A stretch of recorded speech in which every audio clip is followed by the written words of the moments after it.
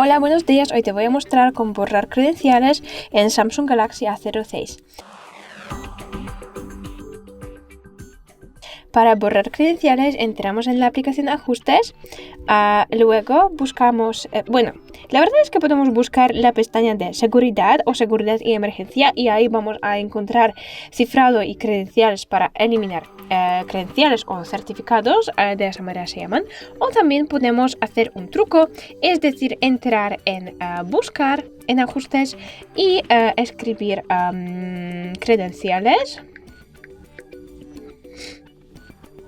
Y ya tenemos rápidamente borrar credenciales. Aquí pulsamos al aceptar y vemos que credenciales se han borrado. De esa manera podemos hacerlo rápidamente. Es todo, muchas gracias por ver este vídeo.